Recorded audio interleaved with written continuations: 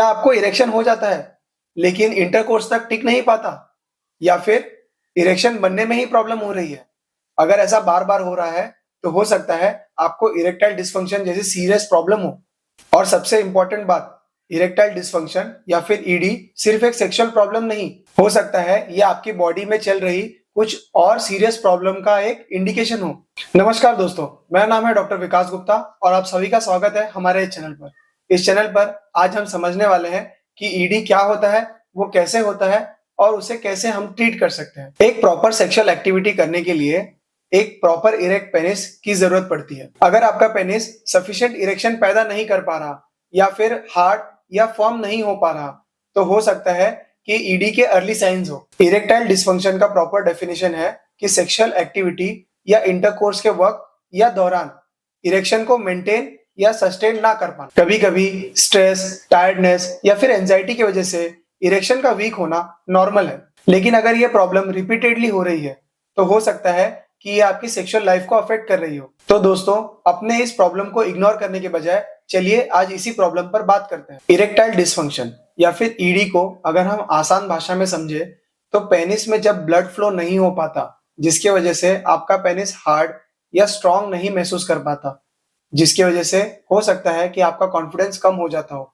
उसको हम ईडी में डिफाइन कर सकते हैं। अब चलिए इरेक्टाइल डिसफंक्शन या फिर ईडी के कुछ मुख्य कारण जानते हैं। स्ट्रेस, एंजाइटी, टायर्डनेस या फिर रिलेशनशिप में कुछ प्रॉब्लम्स की वजह से अगर आपको इरेक्शन में दिक्कत आ रही है या फिर आपका पेनिस स्ट्रॉन्ग या हार्ड नहीं महसूस कर पा रहा, तो वो कभी कभी नॉर्मल है। लेकिन अगर यही चीज बार बार हो रही है तो हो सकता है कि ये आपकी सेक्सुअल एक्टिविटी को अफेक्ट कर रही है। Diabetes, blood pressure, smoking, high cholesterol या फिर एक्सेसिव अल्कोहलिज्म की वजह से भी आपको इरेक्टाइल डिसफंक्शन हो सकता है, जिसकी वजह से हो सकता है कि आप अपने पार्टनर को ठीक से सेटिस्फाई ना कर पा रहे हो और आप अंडर कॉन्फिडेंट फील कर रहे हो, क्योंकि हेल्दी इरेक्शन के लिए हेल्दी ब्लड वेसल्स की जरूरत होती है।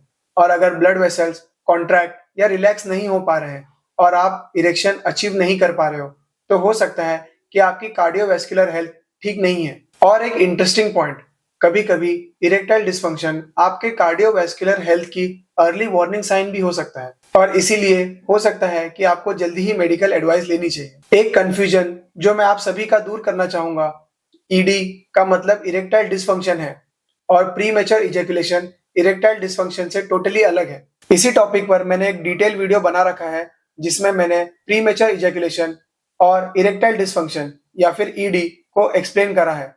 उस कंफ्यूजन को दूर करने के लिए आप नीचे दिए गए डिस्क्रिप्शन में लिंक को क्लिक कर उस वीडियो को देख सकते हैं। ईडी या फिर इरेक्टाइल डिसफंक्शन में मेन प्रॉब्लम इरेक्शन को मेंटेन करना और अचीव करने में होती है, जबकि प्रीमेच्योर इजैकुलेशन में इरेक्शन तो हो जाता है लेकिन इजैकुलेशन एक्सपेक्टेड टाइम से बहुत जल्दी हो जाता है। दोनों ही प्रॉब्लम्स अलग अलग हैं और दोनों का ट्रीटमेंट भी अलग है। इरेक्टाइल डिसफंक्शन का ट्रीटमेंट कंप्लीटली पॉसिबल है।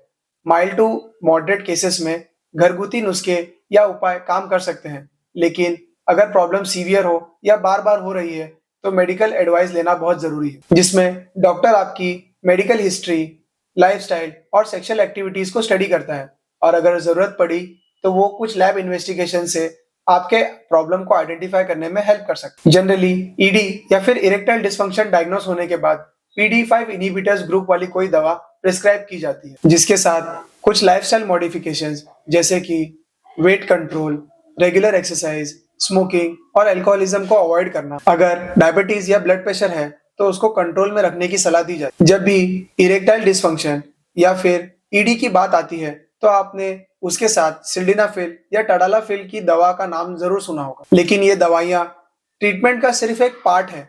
उसके साथ आपको लाइफस्टाइल मॉडिफिकेशन करने की आवश्यकता है और अगर ये प्रॉब्लम बार बार हो रही है तो अपने नजदीकी डॉक्टर या मेडिकल हेल्प लेने की जरूरत है। अगर इरेक्शन में दिक्कत कभी कभी हो रही है तो पैनिक मत कीजिए। हो सकता है कि आप ज्यादा स्ट्रेस, एंजाइटी और टेंशन ले रहे हैं। बिना अपने डॉक्टर से सलाह लिए सिल्डेनाफिल या फिर टडालाफिल शुरू करना हानिकारक हो सकता है। इसके अलावा अगर आप कोई ब्लड थिनर मेडिसिन या फिर रेगुलर कोई बीपी की दवा ले रहे हैं तो उसके साथ सिल्डेनाफिल या टडालाफिल रिएक्ट कर सकते हैं। ऐसे ही इंफॉर्मेशनल और एजुकेशनल वीडियोस के लिए हमारे चैनल को सब्सक्राइब करना ना भूलें। वीडियो को अंत तक देखने के लिए आप सभी का धन्यवाद।